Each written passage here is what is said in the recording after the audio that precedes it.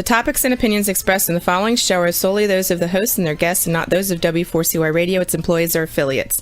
We make no recommendations or endorsements for radio show programs, services, or products mentioned on air or on our web. No liability, explicit or implied, shall be extended to W4CY Radio or its employees or affiliates. Any questions or comments should be directed to those show hosts. Thank you for choosing W4CY Radio. Welcome to Life with Open Pages Publishing. We all have a purpose in life. Sometimes we just need a little motivation to point us in the right direction. This show is designed to help you create the life you were meant to live. I'm your host, Michelle Spikanis. My goal is to motivate you to make simple life changes so you can experience a life with meaning, direction, love, and peace. Now let's start the show. Hello and welcome to Life with Open Pages. Tonight we're going to be talking about finding hope through the storms. You know, life certainly has its ups and downs, and sometimes it's so hard to muster up that strength just to get through these storms.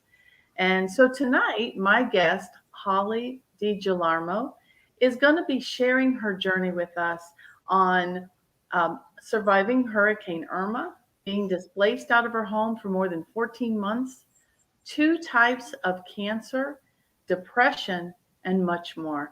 Please welcome to the show, Holly. Hi, thanks for having me. Oh, I'm so glad you could join us. So, Holly, go ahead and tell us a bit about yourself and about your history. Absolutely. So in 2011, I beat malignant melanoma. At the same time, my mother was dying from cervical cancer. I beat it in July 2011, and she passed away in October 2011. After that, a few years passed, and in March 2017, I had a hysterectomy after many health issues. And then come September 2017, our area was hit with Hurricane Irma. My house flooded, and it was a complete loss. I lost everything inside. I was able to salvage my family photos, but everything else had to be discarded due to mold and water damage. Right. After the storm, my youngest son and I moved in with my ex, my oldest son's father. We always had a great co-parenting relationship and friendship. He even accepted my youngest son not being his biological father, which was great. We were displaced for 14 months. Wow. I would also stay at my significant other's house at the time. July 2018, I got diagnosed with stage 2 breast cancer. I endured 6 surgeries during treatment, 5 months of ACT chemo, and 33 rounds of radiation. I moved back into my rebuilt house in November 2018 during chemo and was having blood transfusions at the time.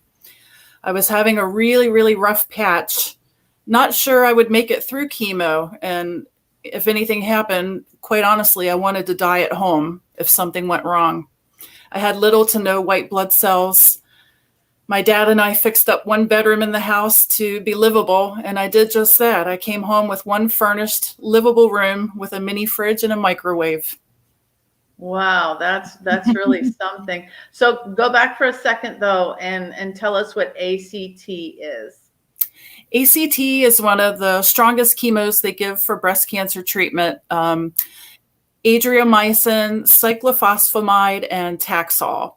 Adriamycin and cyclophosphamide are given together every other week. So I had it every other Thursday. I did Thursdays because I continued to work during all of my treatment and surgery and everything. So when I had chemo on Thursday, my sickest days were Saturday and Sunday when I was off. I worked as a surgical tech at an oral surgeon. Then the second part was the Taxol, and I had that every Friday. Again, like I would say the worst day for that was Sunday. So I just tried to accommodate my work schedule to keep my house afloat and get through treatment. Wow. I can hardly imagine you working through all of that. I mean, I am a nurse, and I did give chemo at one time to my patients. And I tell you, I can't even imagine them being able to go to work after that. That's amazing. Thank you. So Holly, tell us, how would you classify yourself growing up, and how have all of these events changed your life? Well, I've always been the helper. Yeah. The single mother, a very hard worker, stubborn. I never wanted to ask for help.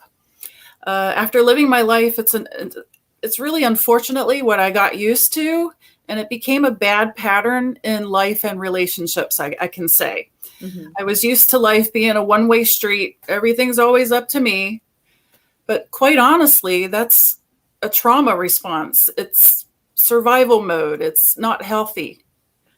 I didn't realize that always being the helper was like setting me up for good karma,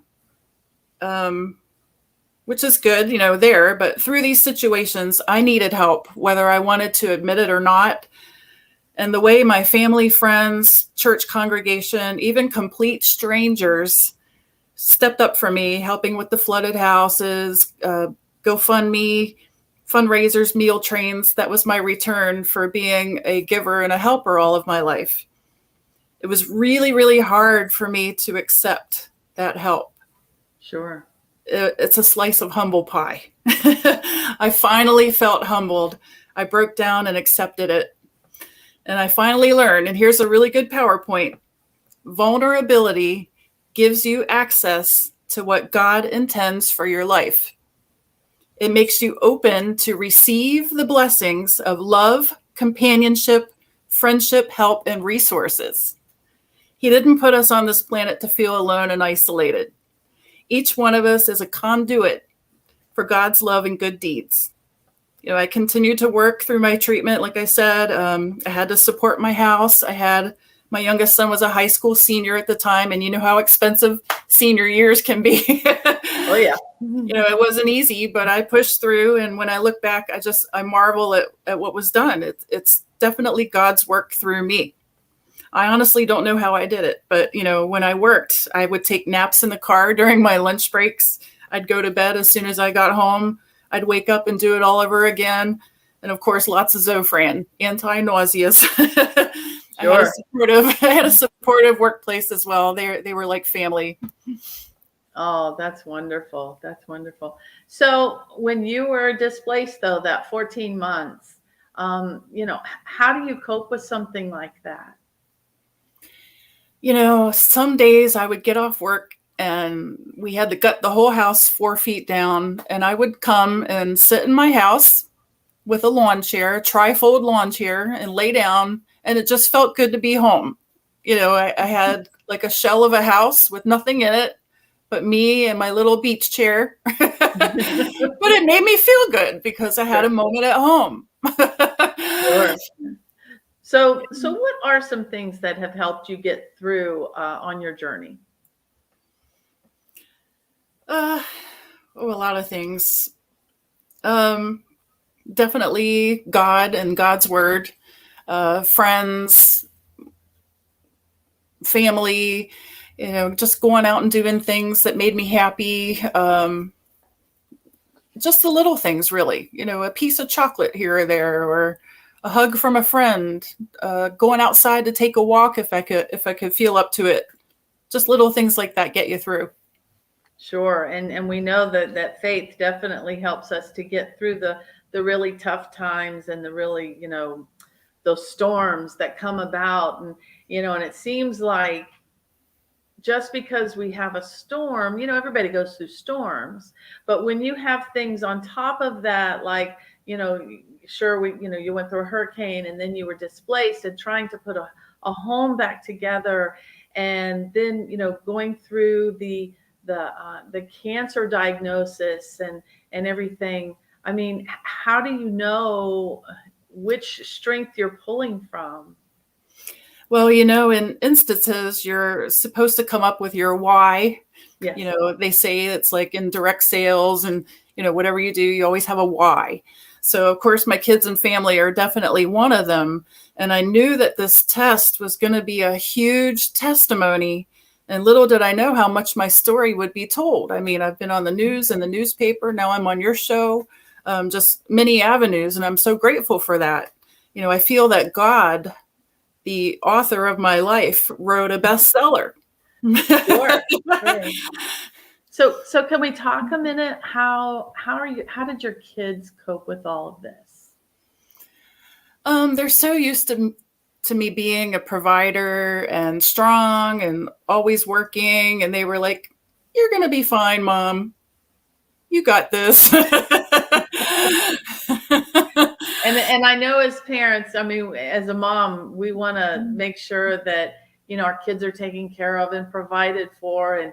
And I mean, sometimes I can't even imagine how you mustered up the strength to do that and to make sure that, they had the food they needed and the clothes they needed and being able to get to and from school. And like you said, the senior year is pretty expensive and it's very busy. So, how did you get through that? Well, my oldest was already out of the nest. He was in the Army, so he was already out and, adulting. And, I'm very lucky that my youngest was a high school senior. I feel for these ladies that have youngins or babies and get diagnosed with breast cancer. Like, I really had it easy, to be honest, when I think about it. Now, why do you think that? I can't imagine taking care of a baby or a toddler. Okay. At least Evan could heat up some dinner or, microwave something if I didn't feel good after work. But, with a baby or a toddler, you're constantly changing them and making formula or, chasing toddlers around or the babies that just learned to walk. Sure. I just can't imagine. True. Yeah, that's true. That's true. I mean, I understand it from the point of, you're a mother and you'll do anything. You'll be on your last dying breath to take care of your kids. So that's what we do when we're diagnosed. Yes, that is definitely what we do for sure. So tell us about what you're doing now. Well, I worked as a surgical tech in the field of oral surgery from like 1996 to this year, 2021. I gave it up this year in January to take a break. It was starting to get too hard on my body and my mind. One of the hardest things to do is put down your pride, accept your flaws, and come to terms that we live in mortal bodies. They deteriorate. And mine did a lot after what I've been through. I'm not going to lie. But we must not lose eye on the prize, eternal life, right? Yeah. I suffered chemo-related depression. And again, it took a lot for me to ask for help. Mm-hmm. I suffered for a while before I asked for help. I talked with my oncology PA and they helped me immediately. It helped me so much. And my advice is do not wait. If you know that you're struggling, you're constantly crying, negative, you want to be recluse, ask for help. Do not wait.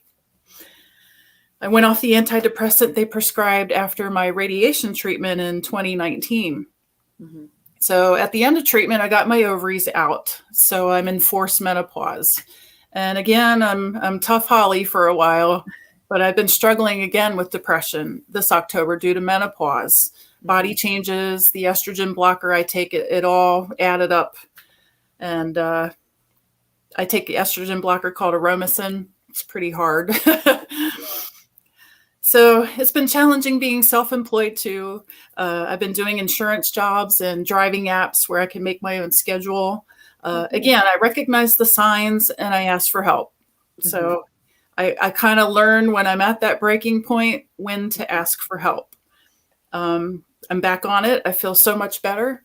You need to know your body and your mind. And this includes like everything.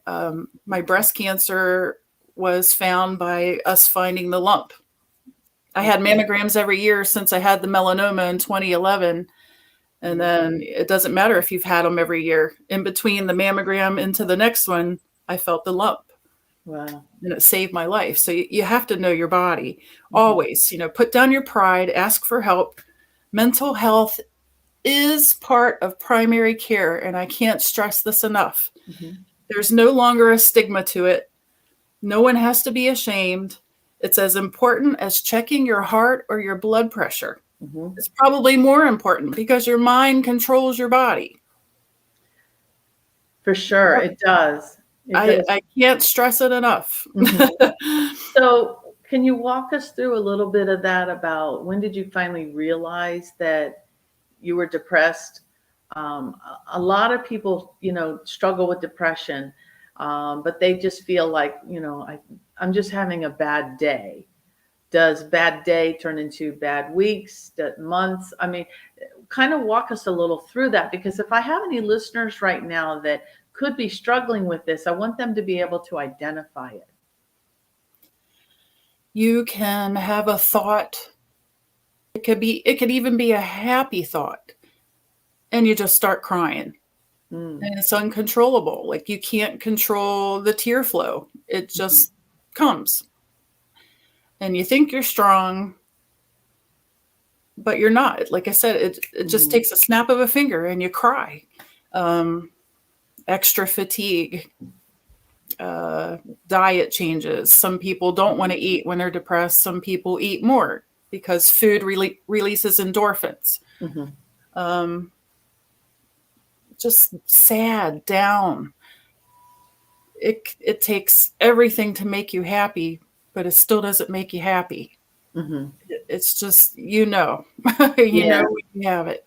Okay. And your body follows your mind, negative attitude and feeling down. You seem to notice more aches and pains in your body because you're not releasing happy, you're releasing sad. Okay. All right. So going back in the chemo that you endured, it was so harsh. And I know those agents, and they are very harsh on the body. How did you cope with the side effects? I know you had an anti-nausea medicine, but I mean, a lot of times people can't eat certain foods. They find that certain smells make them feel bad or worse. What did you experience during that time? Oh, definitely. To be honest, for a while, especially during the first part of chemo, the AC, adriamycin, and cyclophosphamide, all I wanted was applesauce and mashed potatoes. Wow. And you don't have an appetite for much. The ginger candy helped me a lot. Sometimes peppermint. Really not much. I didn't eat a lot. I'm kind of lucky I started breast cancer a little hefty because I lost about 30 pounds through chemo. Wow. Yeah. And what did your, it was your son, correct? Your son? Yeah. And did he ever voice to you how he felt about seeing you losing all that weight and, how tired you were? And what did he do to encourage you or help you? I mean, he would give me hugs and kisses a lot. He's pretty introvert about his feelings. Okay. He wasn't very open if it was affecting him negatively or depressing him. But I knew that it was. Your kids. Sure. Do you think maybe though that this experience could have helped him to open up more? Absolutely. He's a completely different kid now. That's great. But I mean, you have to think, like, he was going through everything I was, in a different way, but he lost his home the senior year of high school. He's living at Jim's house with me. Things aren't the same. They're not the way they're supposed to be his senior year of high school. Mom's sick all the time, don't feel good. Yeah, she goes to work, but then she comes home and goes to bed and gets up and does it all over again. I mean, it wasn't much of a life. It was very stressful, but he handled it well. And now I think he's really grown from it and evolved as a young adult. That's so good. That is so good, because I'm sure that will help him to get through things later on in life as well. He'll be able to look back on the experience. And I have no doubt that he didn't draw complete strength from you in how that you handled all of this. So tell me, how do you see yourself moving forward? Well, like, even to touch on that again, what you just said, when my mom battled cervical cancer, she battled it for 10 years. Wow. What I learned from her, and what my kids saw, they first saw from her before they saw it from me. Okay. So, I mean, there's quite a history here in our family now. Yes. So where I see myself moving forward, after all of this, I feel a great need for peace.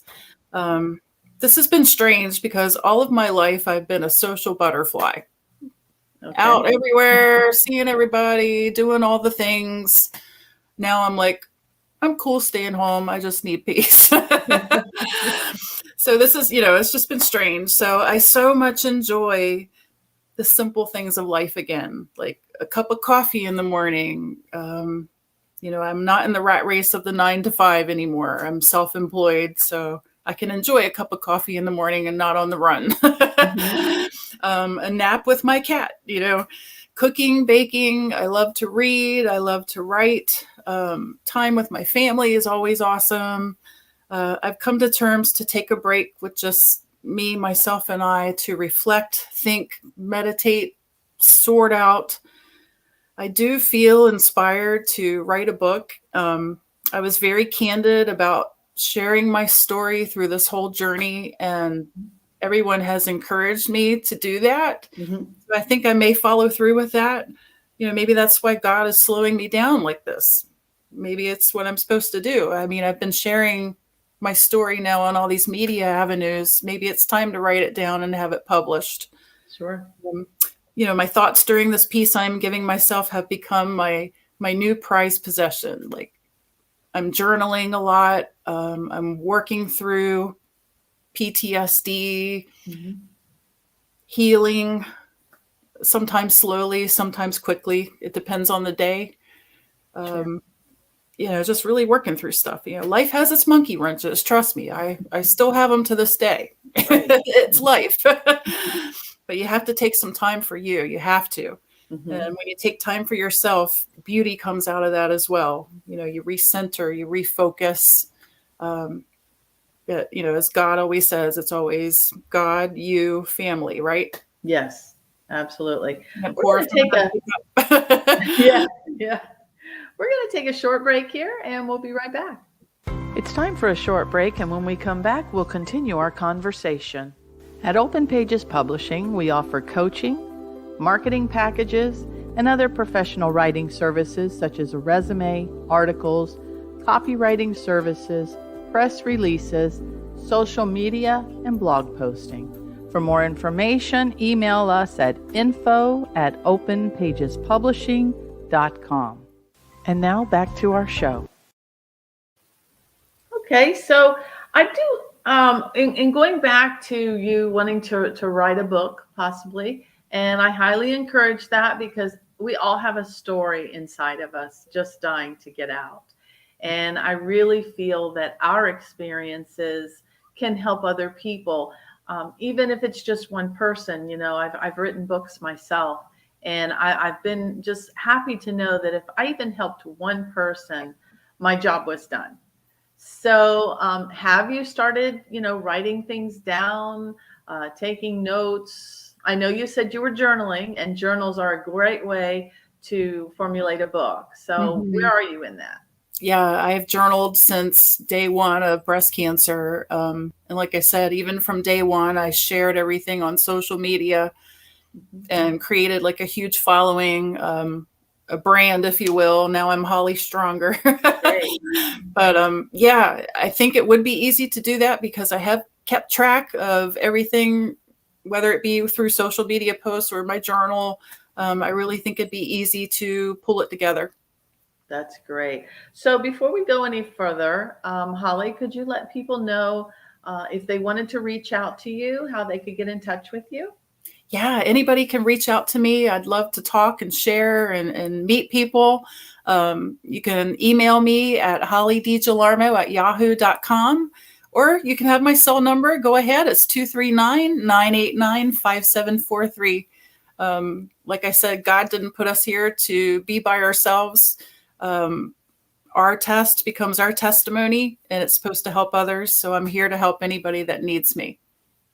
That's wonderful. So I know you have a lot of friends on Facebook, and you have a lot of support. That's actually where I found you. So tell us about the support you've had from all your friends.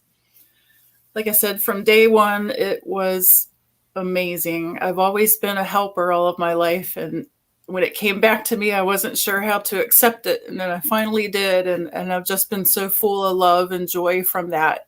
And it's it's been from everybody, friends, family, coworkers, complete strangers, even. Like, it's crazy. Church.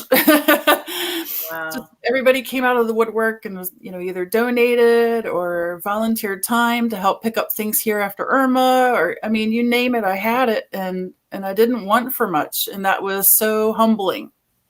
And it changed me so much because I'm so used to being independent, Miss Independent. But you're not supposed to be that way. It really taught me a hard lesson and a good lesson. Sometimes that piece of humble pie is a little hard to swallow. I know. I have that same issue of allowing people to help me, and I just think I can do it all. Oh, yeah. So in all of our life storms that we talk about, there's always lessons. So what do you think your lesson was through all of this? Well, I've lived a long life of always caring for others. And through this trauma, God did humble me. He showed me how to accept help. I needed what I was giving to others, but not to myself. And that's a lesson. What you give to others, you need to be getting back to yourself. You need to give to yourself. Others need to give to you. It's a two-way street. It is. And isn't it the truth, though, that if we don't take care of ourselves first, how can we take care of others?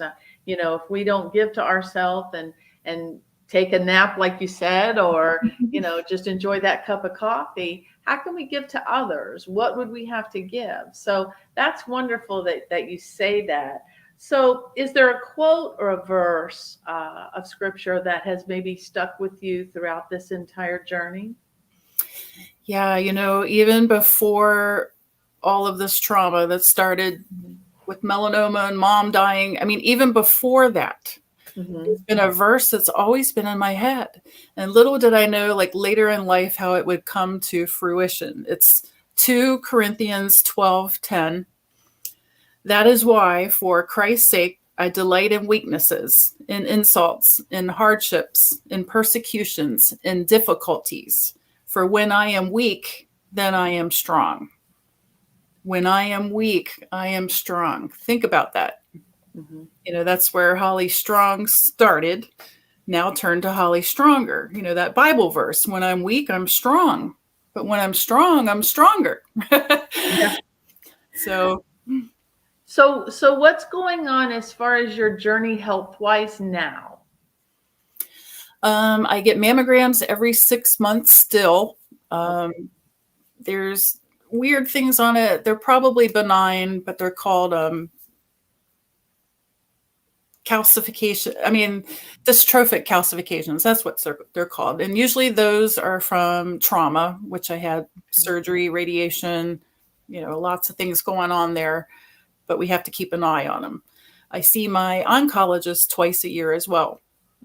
My blood work is recovering. It's still not perfect. And, mind you, I finished treatment the end of 2019. Okay. This is 2 years later, and my blood is still not perfect. That tells you what chemo does to you. Yeah. Oh, yes, absolutely. But, I've implemented some better things in my diet. I'm taking, turmeric, green tea, vitamins, whatever I can to help take care of myself, drinking more water, cutting down on sugar,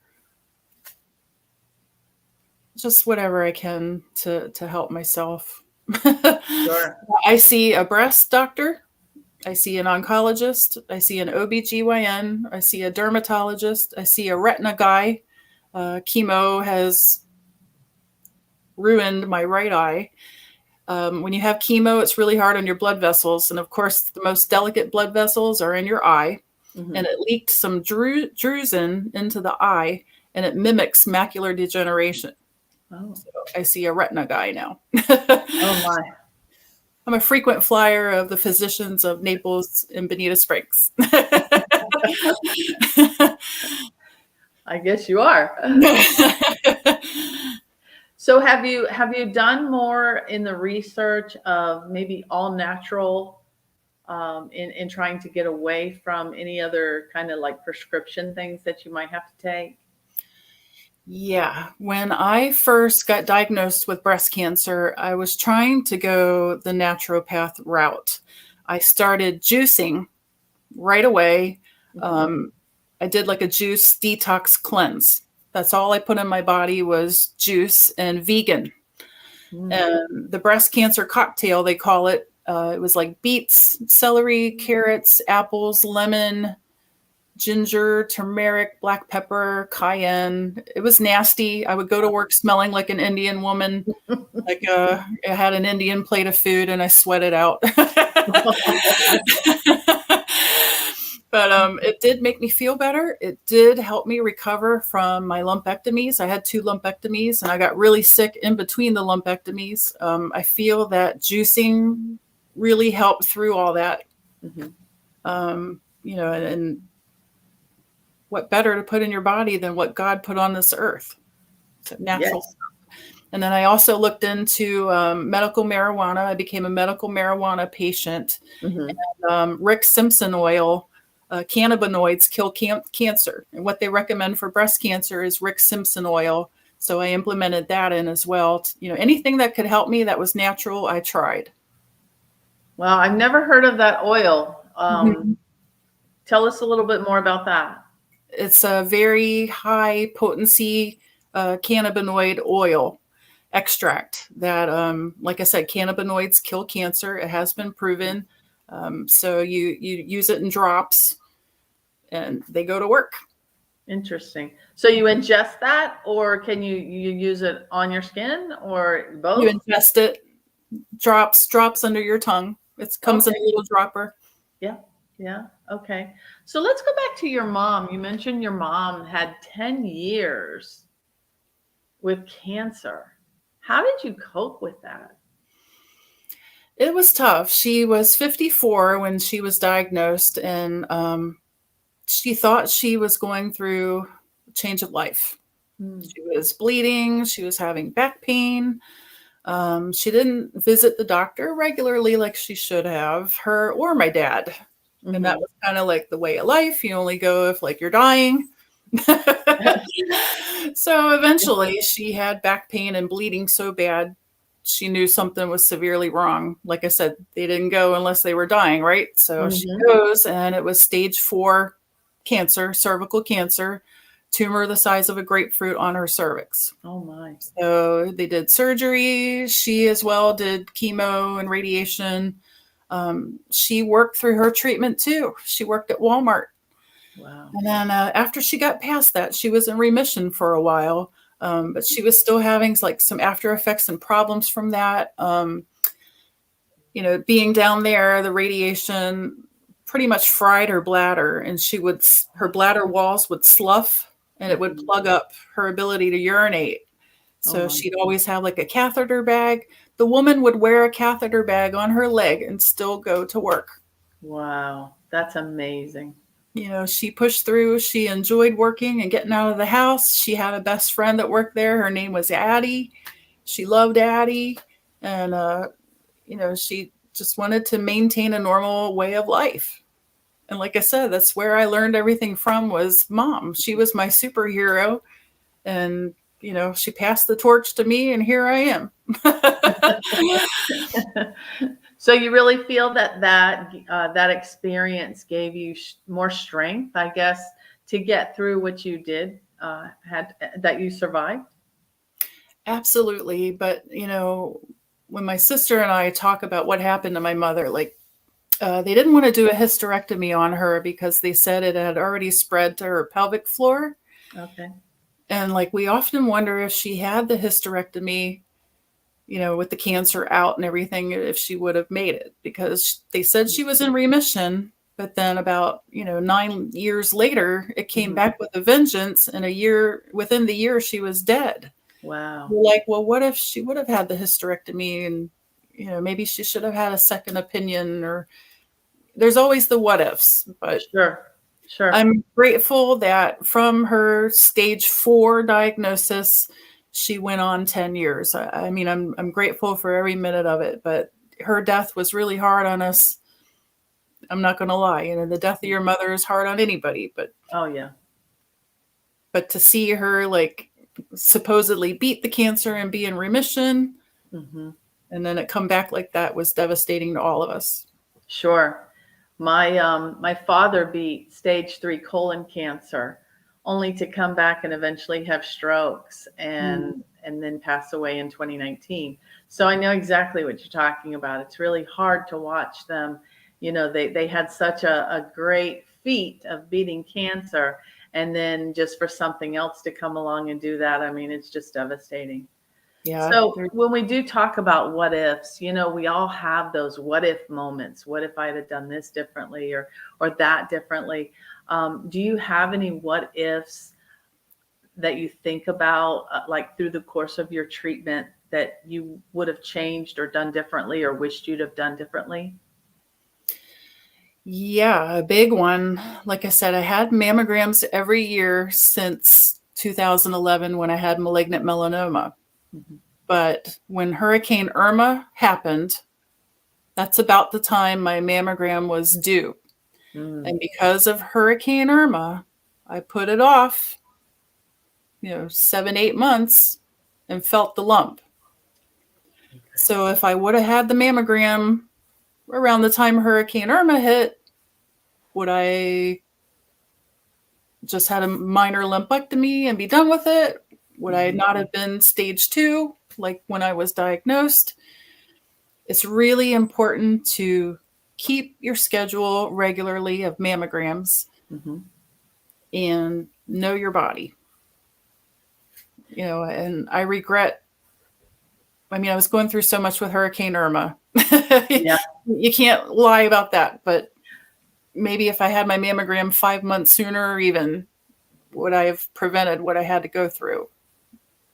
Sure. Who knows? You never know. Mm-hmm. Yeah.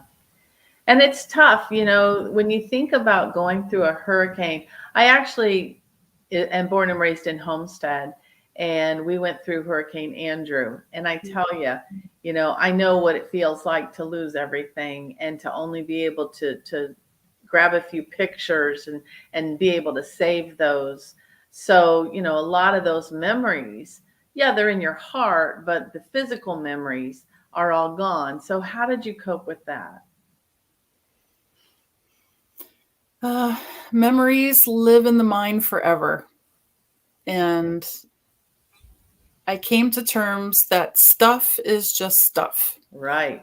You can't take it with you.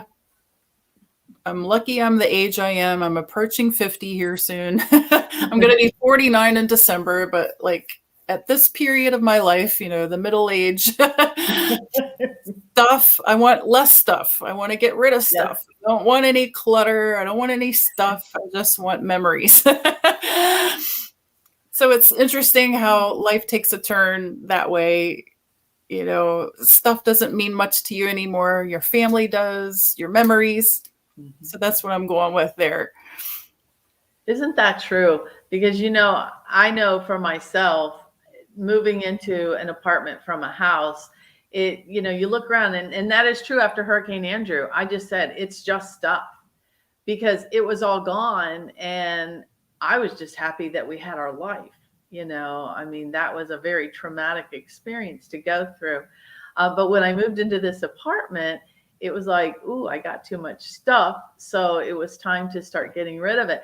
And I tell you, I can't get rid of it fast enough now. And I try and give it to my kids, and my kids are like, we have enough of our own stuff, Mom, we don't need your stuff too. So I totally get that. I do. So tell us again how people can get in touch with you, please.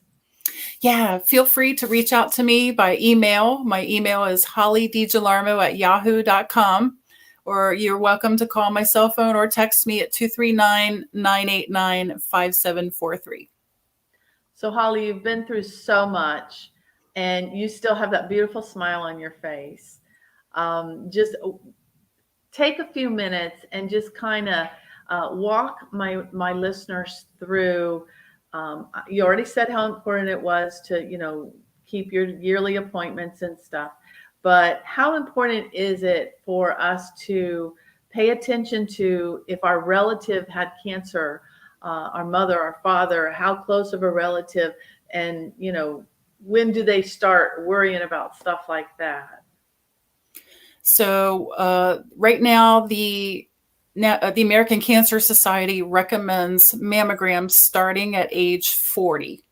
If you have a family history, they do recommend getting them earlier. If you have a history of the BRCA genes, BRCA1, BRCA2 genes, get tested if you can. If you are BRCA1 or 2 positive, you're going to have to start getting your mammograms before 40. Once a year after 40, and then up to about age 55, you don't have to get them as much annually. You can go every other year, but that critical period is between 40 and 55. Okay. And what other advice could you give to family members that are going through something similar to, say, what your son went through in helping to care for you? Family and community is so important. There's mixed signals with that. Some people don't want to talk about it around you. Like, oh, I'm not going to mention cancer around them. I don't want to talk to them about that. But they need you to. They need you to be there for them. People want a normal life. They want to be able to open up. And like I said, earlier, vulnerability opens the door to what God intends for your life. So if you can openly share how you're feeling, or, hey, how can I help you? Or can I take you out to dinner? It means the world. We're supposed to be there for one another, and it does. It means the world. That's good to know. That's good to know. And to help them find out, what kind of foods that they can, still kind of eat and stuff. I know there were a lot of things that my dad just totally lost taste for. And so it was hard to, to help him to find what kind of foods that he would even want to eat. Like you said, you wanted applesauce and mashed potatoes. And it's funny because I think that's a lot of what he wanted as well. So, yeah. So in other words, don't hibernate, right? Kind of stay in touch with the community and let people help you, because that's so important. God did not put us on this earth to be alone.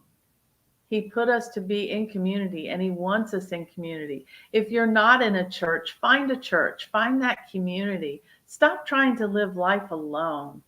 Holly, what else can you tell our viewers that might help them in their journey?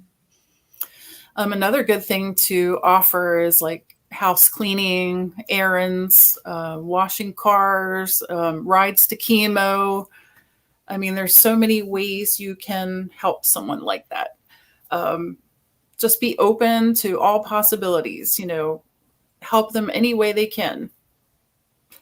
And, in your journey, if you are facing cancer or you have a family member that's facing cancer, positivity is everything. Stay focused, stay driven on your goal. Your goal is to finish treatment. So whatever you have to do daily, keep a routine, keep doing it, you'll get through it. And then next thing you know, you're looking back. Hey, I made it through. But positivity is everything. And if you're facing depression while you're going through treatment, they can help you immediately. Do not wait. Because like I said, your health and your life and getting through cancer depends so much on your mental state. So if you're battling depression, and you're not going to make it, you have to fix that situation so you can move forward and finish your treatment. Holly, how important are support groups? I have an interesting story to tell with that. You wouldn't even believe it. So I've been a member of Living Waters, which is now Ocean Church in Estero, since 2001. And when we started small groups or community groups, I started a cancer support group after I had melanoma. And the curriculum I used was Confronting Cancer with Faith by Karen Allen. It's a workbook and study book and reading about a woman battling breast cancer. Wow. I didn't even know I was going to face breast cancer in 2018, but yet starting 2011, I used this book as curriculum to teach a small group. And we formed a cancer support group at church, and I led it for many years, I think till about 2016. And little did I know that what I was teaching, I needed for myself. Don't tell me that God works in mysterious ways. For sure, he does. And I tell you what, that's an amazing book. Like I said, it's Confronting Cancer with Faith by Karen Allen. Amazing Bible study. She did a fantastic job. It's amazing. Wow. And have you thought about going back to having more groups? Yeah. Well, of course, after I got through cancer treatment, then we had the pandemic. So I've kind of been away from small groups. But to be honest, even if the pandemic had not happened, I did need a couple years to recover and rest. Committing to a small group can be tedious. Yes. I really enjoyed it, but I definitely needed a few years off from it. But it is something I loved, and I look forward to maybe picking it back up in the future for sure. Well, I'm sure there's plenty of people out there that would absolutely love for you to do that. And I'm sure there's plenty of other people out there that are just waiting for that book that you're thinking about writing as well. I think you should seriously consider that. But, it's not easy. I'm not saying that writing a book is easy. It is tedious. But with the right help, anybody can do it. So don't be afraid of it. Thank you. And like I said, God works in mysterious ways. So now I'm chatting with you, Open Pages Publishing. I think I'm getting the nudge. That's wonderful. Well, Holly, I really want to thank you for being on the show tonight. One more time, let people know how they can get in touch with you. Absolutely. My email is hollydigilarmo@yahoo.com. And my phone number is 239-989-5743. Thank you, everybody who joined us tonight. And thanks for having me, Michelle. I really appreciate it. Oh, it was my pleasure. My pleasure. So if you'd like to be a guest on my show, or you'd like to be a sponsor, we're looking for sponsors. You can reach out to me at info@openpagespublishing.com. I'd like for you to also check out my website at openpagespublishing.com. I have written 16 books, working on number 17, hoping to get that out in the next couple of months. I offer publishing services in that editing and not necessarily publishing another person's book at this point in time, but writing services. I'm also a personal coach. So I just want to thank everybody for tuning in. And this is Michelle Spikanis reminding you to start living that life that you were meant to live. Start today.